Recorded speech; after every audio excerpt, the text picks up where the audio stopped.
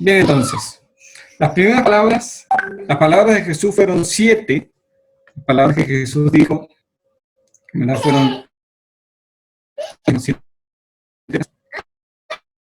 Está en Lucas, nosotros hemos leído, capítulo 23, versículo 33, y son: Padre, perdónanos porque no saben lo que hacen. Miren, una de las peculiaridades de las frases es que cuando se nos hacen familiares, suelen perder la fuerza que tienen. Muchas veces, frases muy importantes, como son muy repetidas, pierden su fuerza. Y esta es, sin duda, una de esas frases. Porque cuando uno pone en contexto lo que Jesús está diciendo, en dónde lo está diciendo, realmente cobra una relevancia que es increíble para nuestras vidas personales. Él está diciendo esto luego de haber sido torturado toda una noche con látigos y golpes e insultos, luego de haber sido abandonado por sus seguidores más fieles, luego de haber sido abandonado por su grupo cercano, Juan, Pedro, y estando clavado en una cruz. Entonces, una vez más, las palabras de Jesús en ese contexto son realmente impresionantes. ¿Cuántas veces nosotros no hemos oído hablar a personas de la siguiente manera? No puedo orar porque esta situación es muy difícil, o no puedo orar porque no me siento bien, o etcétera, etcétera, ¿no? Y la verdad es que Jesús ora y pide al Padre e intercede por otras personas en una situación que es sinceramente dramática, en el pleno sufrimiento físico y en el pleno sufrimiento espiritual. Ahora, lo que está haciendo Jesús en esta oración al Padre es, además, aplicar a su vida personal lo que Él ha enseñado.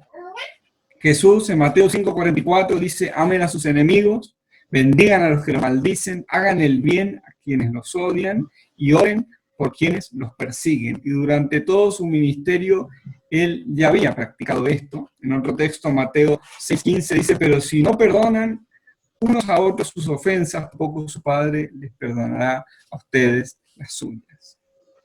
Una vez más, una de las razones por las cuales Jesús fue a la cruz es por el perdón, para conseguir el perdón tuyo y mi perdón. Ese es el mensaje del Evangelio, ¿no? Cristo murió por nuestros pecados para que nosotros podamos ser perdonados de nuestros pecados.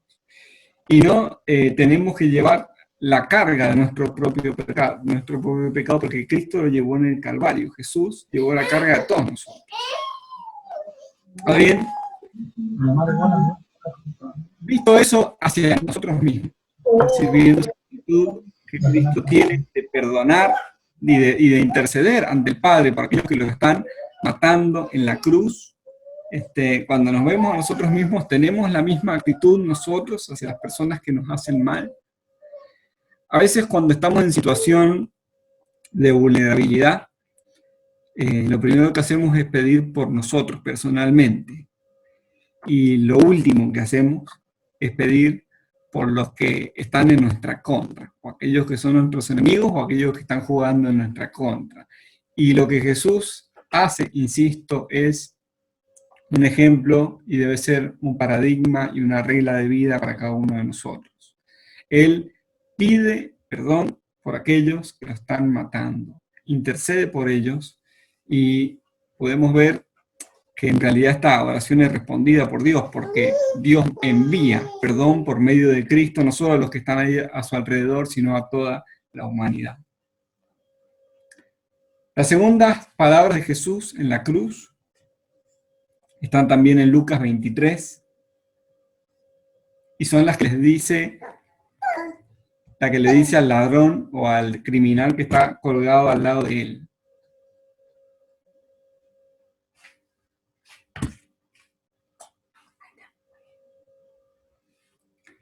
Lucas 23:39 en adelante dice: uno de los malhechores que estaban allí colgados lo insultaban y le decían: si tú eres el Cristo, sálvate a ti mismo y sálvanos a nosotros. Pero el otro lo reprendió y le dijo, ¿ni siquiera ahora que sufres la misma condena temes a Dios? Lo que nosotros ahora padecemos es justo porque porque estamos recibiendo lo que merecíamos por nuestros hechos. Pero este no cometió ningún crimen. Y Jesús le dijo, acuérdate de mí cuando llegues en tu reino. Jesús le dijo, de cierto te digo que estarás conmigo en el paraíso. El apóstol Juan, en su evangelio, en el prólogo de su evangelio, escribió, mas a cuantos lo recibieron, a los que creen en su nombre, les dio derecho de ser hijos de Dios. Siempre que un pecador se arrepiente de su pecado y cree en Jesucristo como su Salvador, esa persona nace de nuevo, nace como hijo de Dios. Y la salvación es la experiencia más asombrosa que puede tener una persona, pero no es igual en ninguna persona. Ustedes pueden pensar, por ejemplo, en la experiencia de conversión que tuvo Pablo.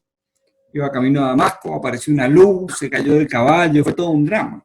O pueden pensar en la experiencia personal que tuvieron ustedes personalmente y compararlo con la que tiene la persona al lado. Muchas veces algunos llegan a Dios después de un largo camino de búsqueda intelectual, otros llegan a Dios después de inmensas pruebas de sufrimiento personal o familiar, enfermedad, crisis familiares, etc. Y otros llegan a Dios como un camino de maduración personal, porque han nacido en familias cristianas y digamos así, su aceptación del Evangelio es mucho menos dramática. Pero sea como sea que uno llegue al Señor, la experiencia, insisto, es una experiencia que marca la vida de las personas. Para cada creyente, el milagro de nacer de nuevo no es igual, eso lo dije, pero las circunstancias siempre son milagrosas. Así que nuestro Señor Jesús ora primero por sus enemigos y en segundo lugar, Él habla a un pecador que se ha arrepentido y le asegura que va a ir al cielo cuando muera. Marcos escribe en su Evangelio, capítulo 15, versículo 27 de Marcos, con él se crucificaron a dos bandidos, uno a su derecha y otro a su izquierda. Así se cumplió la escritura que dice, fue contado con los malhechores. Cumple la profeta Isaías 53, la profecía de Isaías 53. Y lo que quiero destacar en esta palabra es que, ¿por qué Jesús no es crucificado? No sé, un ladrón, otro ladrón y Jesús a la izquierda de los dos, o Jesús a la derecha de los dos. ¿Por qué Jesús es puesto justo en el medio de los dos ladrones, de los dos criminales, ¿verdad? Porque no sabemos cuál exactamente es su crimen. ¿Por qué es puesto justo en medio de los dos? Y lo que quiero señalar es que no es fortuito, no es casualidad que sea así. Porque en verdad lo que está pasando es que Dios está preparando todo providencialmente para la salvación de uno de esos ladrones. Dios prepara el terreno para que ellos puedan creer, obviamente solamente uno cree, que es el que se conoce históricamente como el ladrón bueno.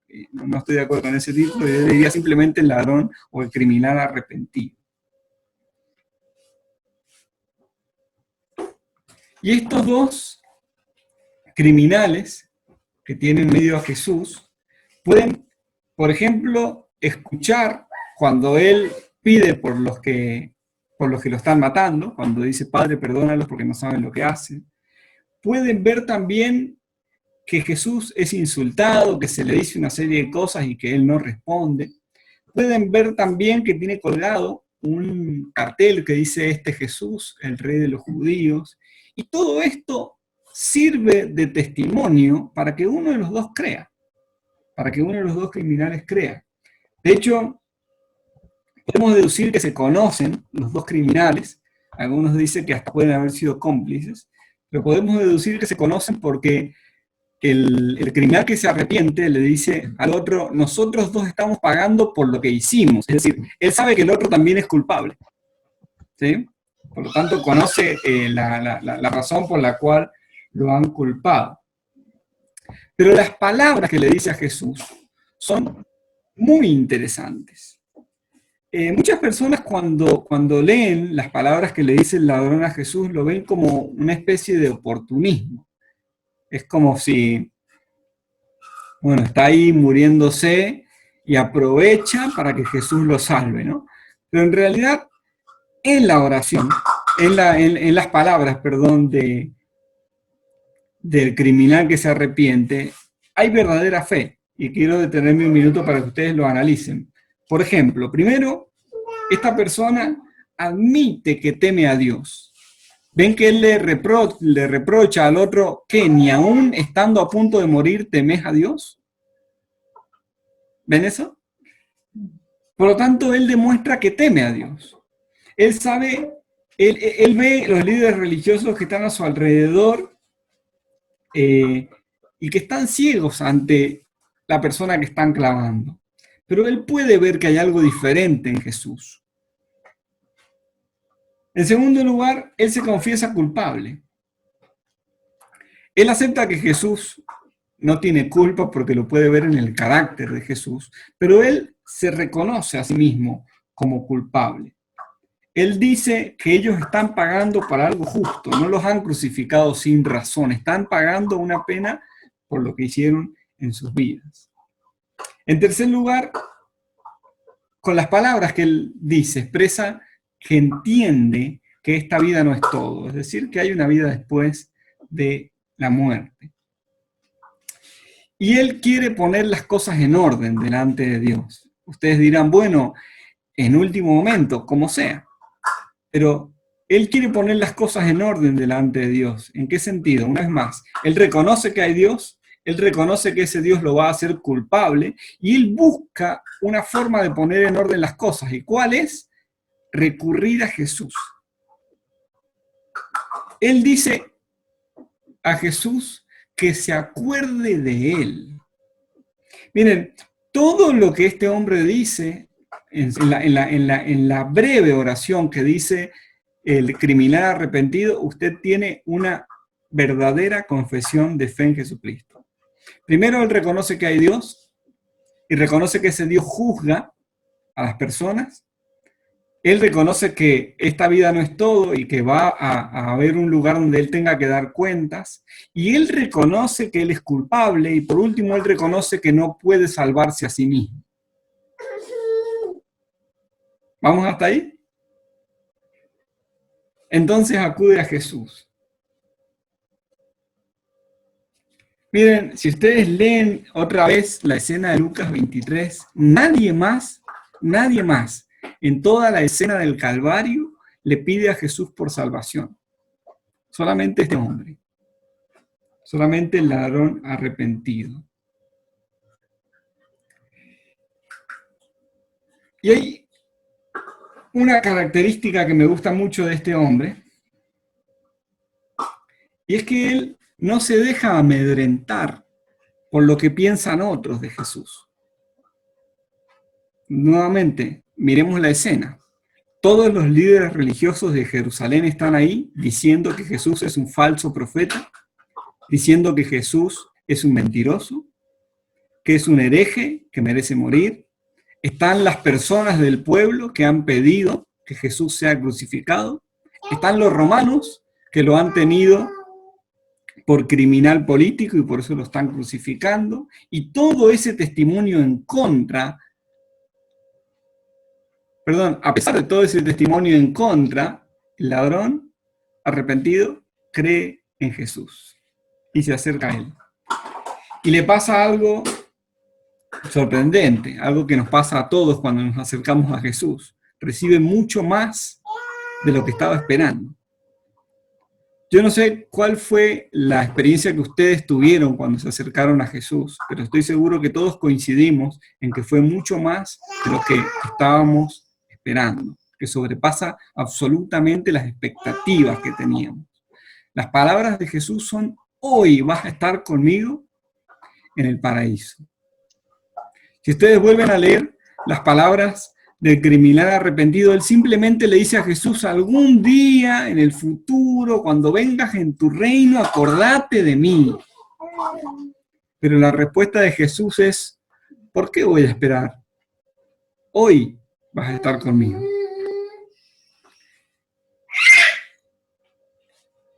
La salvación que recibe el hombre en la cruz, el criminal de la cruz, es una salvación por pura gracia.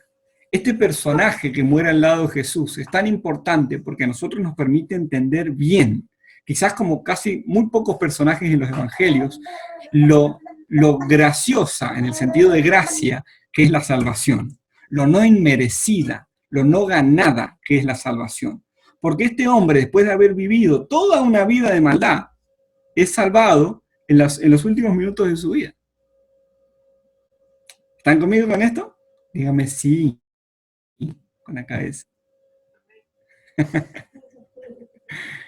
Miren, muchos de nosotros nos cuesta mucho ver la salvación por gracia. Y nos da la sensación que algo tendríamos que hacer o que algo tendríamos que ganar. Y Jesús una y otra vez, por medio de su mensaje, por medio de su muerte y de su resurrección, nos deja claro que no hay nada que podamos hacer, que somos totalmente incapaces de poder satisfacer la ira de Dios, de que ninguna de nuestras obras vale para nada si Cristo no muere en la cruz.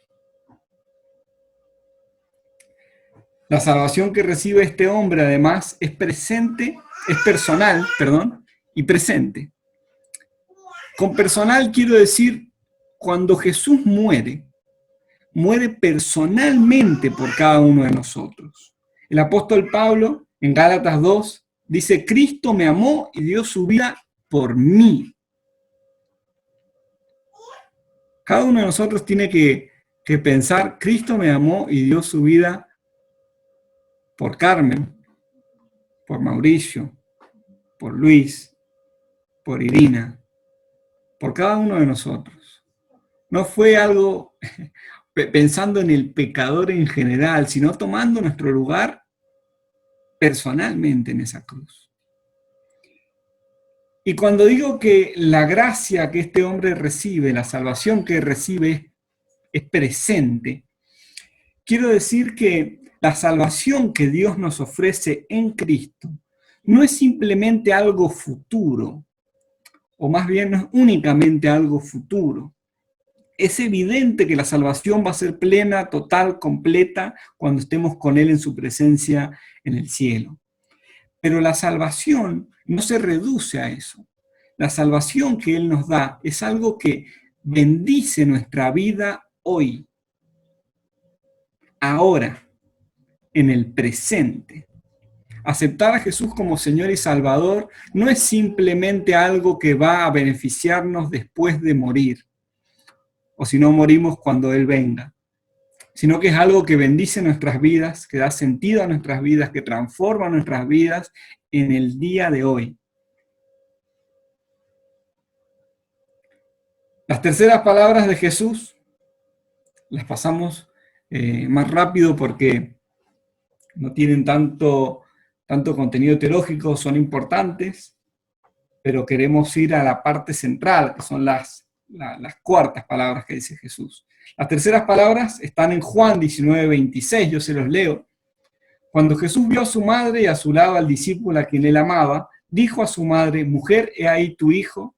Luego dijo al discípulo, ahí tienes a tu madre. Y desde aquel momento ese discípulo la recibió en su casa. Ese discípulo es Juan, el apóstol Juan. Y estas palabras que Jesús dice, una vez más las dice en la cruz, en el momento del sufrimiento, tienen varias cosas increíbles. Una de esas es cómo Él sigue pensando todo el tiempo en hacer algo por los demás, aún en el peor de los sufrimientos que puede estar pasando. Él está colgado en la cruz y está pensando con quién va a estar su mamá. Así que le encarga al apóstol Juan que la cuide. Una vez más, lo que hace Jesús es cumplir con la enseñanza que Él había dicho oralmente. Él afirmó que nosotros tenemos que honrar a nuestros padres y a nuestras madres. que tenemos que bendecir a nuestra familia. Y él en el último momento, en el peor de sus sufrimientos, está aún cumpliendo con eso. Él honró a sus padres toda su vida y honró a sus padres también aún antes de morir. Para Jesús no había circunstancias, esto es lo que tenemos que sacar de estas palabras. No había circunstancias que justifiquen que no cumplamos lo que Dios pide de nosotros. No hay ninguna circunstancia que justifique no cumplir con lo que Dios pide de nosotros. Aún en la más difícil circunstancia, podemos ser obedientes a Dios. Y lo que hace con Juan es darle, por supuesto, una responsabilidad y una bendición. Juan va a cumplir lo que Jesús ha venido cumpliendo. Va a cuidar a su madre, a la madre del Señor. Nosotros como evangélicos vemos que María fue un ser humano como ustedes y como yo. Eso lo tenemos muy claro. Por tanto, el único sentido teológico que tienen estas palabras es el que acabo de decir, ¿no? El que alude al mandamiento de honrar a los padres en esta vida. Y las cuartas palabras de Jesús son el eje central de todo lo que él dice en la cruz, las más difíciles y el eje central. Están en Mateo 27, versículo 45. Vamos a buscarlas. Mateo 27, versículo 45.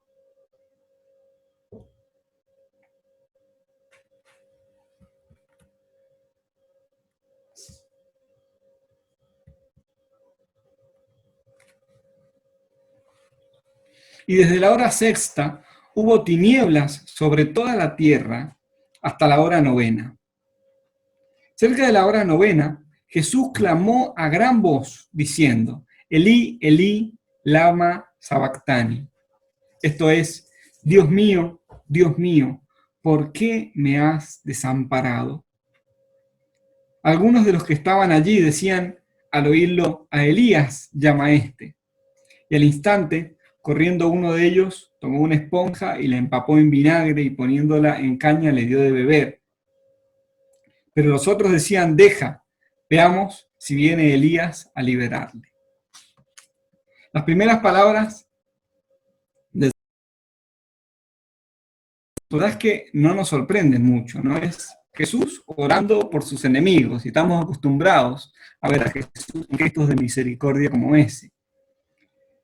Ni tampoco nos sorprende tanto que él le dijera al ladrón que iba a estar ese día con él en el paraíso, porque en realidad nosotros sabemos que Jesús vino al mundo a morir por los pecados del hombre y a salvar al que se había perdido.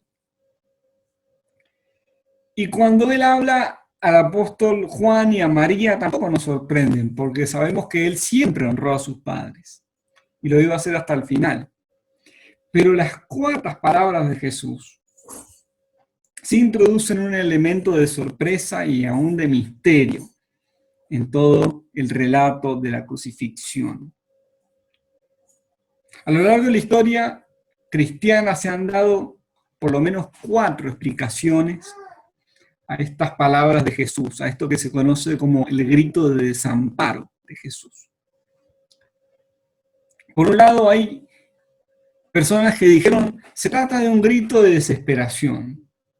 Jesús esperaba que el Padre lo salvara y cuando se dio cuenta que iba a morir, gritó, ¿por qué?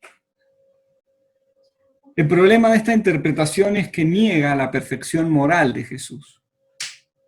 Y para peor lo hacen culpable de incredulidad. Y ninguno que conozca el Evangelio y ninguno que conozca la Biblia puede afirmar esto. Jesús era perfectamente moral y vivió sin pecado. En segundo lugar, hay quienes dicen que era un grito de soledad. Es decir, que estas palabras lo que hacen no expresan incredulidad ni queja, sino lo que expresan es cómo Jesús se sentía. Y dicen que, bueno, muchos de nosotros nos hemos sentido diferente a lo que las cosas son en realidad. Y por tanto, esta es una experiencia humana muy común. Algo está pasando, pero no todos lo interpretan igual, decimos. Incluso hay una tradición cristiana, se llaman los cristianos místicos, que hablan de un estado espiritual que ellos le dicen poéticamente la noche oscura del alma. ¿Y qué es la noche oscura del alma? Dicen estos teólogos, son esos momentos cuando no sentimos satisfacción por las bendiciones de Dios. No es que no estén, no es que Dios no nos bendiga, pero nosotros no las sentimos. ¿Sí? John Stott, el teólogo inglés, rechaza esta postura, afirmando que las palabras de Jesús no expresan una experiencia del orden del sentir, sino una experiencia del orden del ser. Una tercera explicación dice que se trata de un grito de victoria, todo lo contrario de la primera, ¿no? Dicen que en verdad Jesús está citando el Salmo 22, todos estamos de acuerdo en que él está citando el Salmo 22, pero lo que dicen estos autores, los que explican este grito como un grito de victoria, es que en verdad Jesús está citando los primeros versículos del Salmo 22, refiriéndose o queriendo referirse a todo el Salmo. Y si ustedes leen el Salmo 22, hacia el final del Salmo 22, hay una victoria, ¿no? El Salmo termina incluso con confianza en Dios y con un triunfo sobre la adversidad. Y esta explicación en verdad es bastante rebuscada, porque ustedes y yo podríamos decir, bueno, ¿por qué Jesús va a citar los primeros versículos del Salmo 22 cuando en realidad se quiere referir a los últimos versículos del Salmo 22? La verdad es que lógicamente no tiene mucho sentido. Bien, entonces les decía que la cuarta forma de explicar el grito de Jesús es simplemente tomar las palabras tal cual. Y aceptar que se trató de un grito real y verdadero de desamparo. Hasta ese momento, el Señor Jesús solo había sido abandonado por personas, por sus discípulos, por parte de su familia. Había algunos que estaban todavía con él, por supuesto, estaba Juan, estaban las mujeres, estaba Pedro viendo de lejos, pero en realidad nadie se había asumido para estar plenamente con él. Pero lo que nos deja ver este momento de la cruz, uno puede explicarlo teológicamente de esta manera, es cuando ya definitivamente y totalmente todos los pecados de la humanidad son puestos sobre Jesús. Los apóstoles luego explicarían esto diciendo que Dios lo hizo maldición por nosotros. No podemos saber, por eso decimos que es un misterio, cómo es que se separó el Padre del Hijo, pero debemos tomar las palabras de Jesús en sentido literal. De alguna manera, en este momento en la cruz, el Padre y el Hijo se separaron.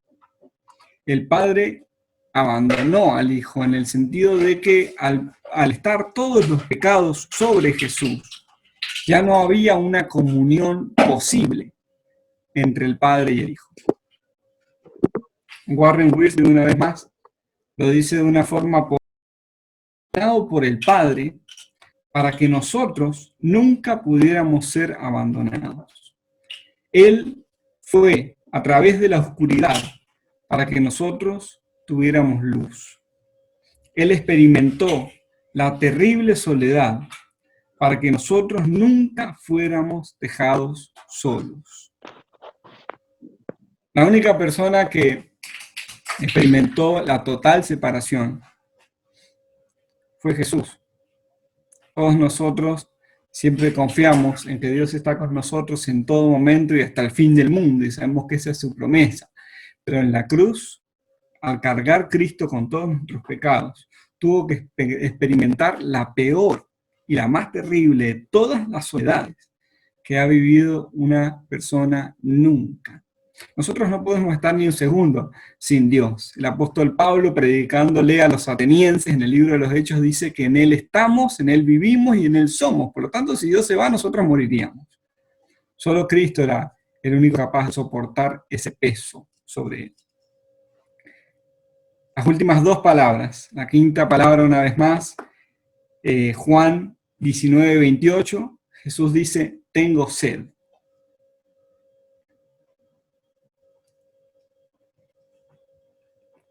Jesús fue crucificado a las 9 de la mañana y él soporta las 3 primeras horas de crucifixión a plena luz del día, en el pleno calor. Luego viene la oscuridad, que relatan los evangelios, y el grito que nosotros hemos descrito hace un momento.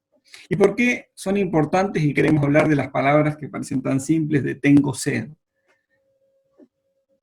Porque estas palabras, tengo sed, nos permiten ver algo que por ahí se nos pasa de Jesús, y es su plena humanidad.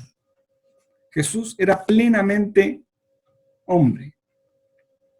No es como decían los gnósticos o los docetistas de que él había venido en espíritu y su cuerpo era una especie de holograma, sino que Jesús, esto es lo que afirma la cristología bíblica, es plenamente Dios y plenamente ser humano. ¿Y por qué es importante decir que Jesús era plenamente un ser humano? Porque ustedes ven que el argumento a la experiencia no siempre es válido, pero a veces sí es válido. A veces nosotros podemos decir con justeza que hay personas que no nos van a entender porque no lo han pasado. ¿Sí? Una vez más, ese argumento no siempre es válido, pero hay veces que es válido. Pero con Jesús, nosotros nunca podemos argumentar de esa manera. Porque la palabra de Dios nos deja ver que Jesús pasó todas las necesidades, todas las situaciones, todas las limitaciones que un ser humano ha atravesado. Jesús nació, creció y murió. Por tanto, estas palabras, tengo sed, a nosotros nos tienen que dar una profunda esperanza. Nos tienen que hacer entender que nosotros no estamos pidiendo a alguien que no puede ponerse en nuestro lugar. Que cuando Jesús intercede por nosotros, como nos deja saber la palabra de Dios, Él intercede con conocimiento de causa. Él sabe lo que es pasar por las necesidades humanas. Él sabe y ha experimentado las más profundas bajezas de la humanidad. Él ha experimentado la traición, él ha experimentado la soledad, él ha experimentado el sufrimiento físico, él ha experimentado las limitaciones, el hambre, etc. Él ha vivido en medio de nosotros. Tenemos a alguien que puede ponerse en su lugar y entendernos. Y esto realmente tiene que cambiar nuestra manera de orar. Cuando nosotros hablamos con personas que están entendidas en el tema que nosotros le queremos tratar, podemos ahondar más, podemos ser más precisos. Y Cristo sabe exactamente dónde estamos y lo que atravesamos. Nosotros podemos acercarnos confiadamente al trono de la gracia, sabiendo que Él nos entiende y puede ayudarnos. Y las sextas palabras de Jesús están en Juan 19, versículo 30. Todo se ha cumplido, traduce NBI. Consumado es, traduce Reina Valera 60. Y ahora sí, es un grito de victoria. En el idioma griego original en que se escriben los evangelios, esta frase es una sola palabra, telelestai, que significa está terminado, permanece terminado y siempre estará terminado. No sé ustedes, pero yo confieso que he empezado un montón de cosas que no he terminado. Y seguramente seguiré empezando cosas que no termine, porque es parte de nuestra humanidad. Pero la tarea que Cristo vino a hacer en medio de nosotros se empezó y se terminó de punta a punta, de cabo a rabo. Cristo no dejó nada suelto en lo que hizo. Él completó su tarea de manera perfecta. Y los efectos de lo que Él ganó para el pueblo cristiano en la cruz del Calvario son eternos. Nadie puede truncar la tarea de Cristo. Nadie puede superar la tarea de Cristo. Y nadie puede degradar la tarea de Cristo. Lo que Él hizo es perfecto. Cuando Cristo dice que todo se ha cumplido, Él dice que Génesis capítulo 3, versículo 15 se ha cumplido. En Génesis capítulo 3, versículo 15, Dios le promete a los seres humanos que Él va a enviar a aquel que pise la cabeza de la serpiente. Y aquí está Jesús. Y la ha pisado hasta ganar. Todo se ha cumplido significa que la ley del antiguo pacto ha quedado sin efecto para nosotros. Por eso el apóstol Pablo decía que nuestra ley ahora es la gracia de Dios. El escritor de Hebreos lo dice de esta forma, Hebreos 9:26. De sí mismo. Así como está establecido lo que Él hizo por usted y por mí, es cumplido perfecto. Las últimas palabras de Jesús. Lucas 23:46. Lucas 23:46, el Señor Jesús le dice al Padre, en tus manos encomiendo. La séptima habla de muerte. Algo que tenemos que entender es que Él murió. Es decir, su muerte no fue una ficción, no fue una simulación de muerte. Cristo vivió todo lo que un ser humano experimenta y entre esas cosas se incluye la muerte. Seguramente ustedes ya han estado cerca de personas que morían, cerca de personas que estaban en su lecho de muerte. Y hay diversas actitudes ante la muerte. Hay personas que se acercan a los últimos años de su vida con mucho miedo. Yo me he encontrado con personas que hasta se obsesionan con los virus y todo porque tienen miedo de morir, porque tienen miedo de dejar, porque no están seguros de qué pasa o si pasa algo. Pero en Cristo nosotros nunca encontramos un titubeo. Encontramos a Cristo yendo hacia su destino de muerte en la cruz, absolutamente decidido.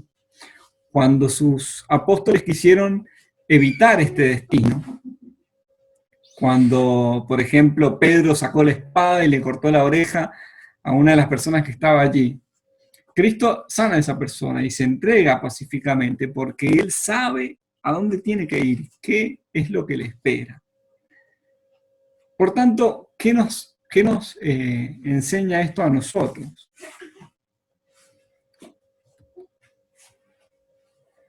Que tenemos que acercarnos a la muerte con confianza.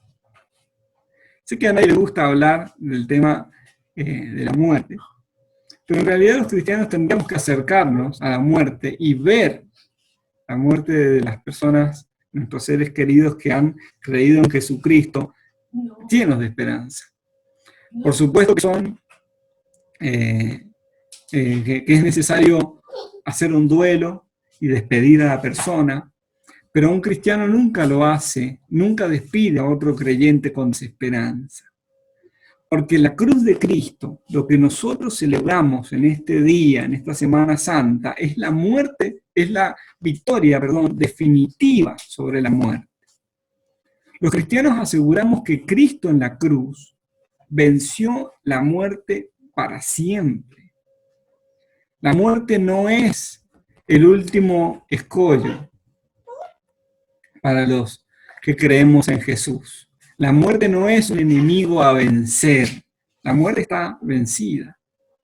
El apóstol Pablo lo decía poéticamente, ¿dónde está, muerte, tu aguijón? Lo que él quiere decir con esto es, no me lastima, no me preocupa, no me quita el sueño, porque yo he creído en Jesucristo y tengo para mí la esperanza de la vida eterna. Es lo que Cristo ha ganado para nosotros en la cruz. Quiero concluir con lo siguiente. Las palabras, las frases de Jesús en su muerte nos permiten ver el entendimiento que él tenía de la obra que hacía en la cruz, pero nos permiten también a nosotros entender la cruz de Cristo. Hermanos, es muy importante que nosotros volvamos a reflexionar sobre la cruz de Cristo. Y que la cruz de Cristo deje de ser para nosotros solamente un adorno para nuestras casas o un adorno para los collares que nos ponemos, y la cruz de Cristo sea lo que marca el estilo de nuestra vida. Lo que marca el estilo de nuestra vida. En la cruz de Cristo nosotros vemos cuál sería el estilo de vida que nos invita a vivir la cruz. Repasemos lo que nos enseña cada palabra al final. Primero, perdón. Nos enseña a vivir una vida que acepte el perdón que Dios nos dio y agradecidos por ese perdón que Dios nos dio, aprendamos a perdonar y a vivir en comunión con nuestros hermanos. Las segundas palabras nos enseñan que debemos vivir nuestra vida agradeciendo la salvación de Dios y ofreciendo la salvación de Dios a todos los que nos crucemos en el camino. Las terceras palabras nos enseñan honra y responsabilidad, que vivamos nuestra vida honrando a las personas que están a nuestro alrededor, a nuestros padres, a nuestras madres, por supuesto, pero a todas las personas que están a nuestro alrededor, y con responsabilidad, con la responsabilidad que Jesús le dio a Juan, que nosotros tendamos a vivir con responsabilidad. Las cuartas palabras nos enseñan una entrega total, así como Cristo entregó todo de sí. Nosotros podamos caminar esta vida dando todo de nosotros. ¿Qué voy? Sextas palabras, cumplimiento. Miren, que descubramos qué nos toca hacer y que cumplamos con lo que Dios ha establecido para nuestras vidas. Y en último lugar, que vivamos con confianza. Que no nos amedrente la muerte. Yo sé que en este tiempo de enfermedad, de pandemia mundial, la verdad que más que una preocupación por la escatología, más que una preocupación por los sucesos de los últimos tiempos, yo veo miedo.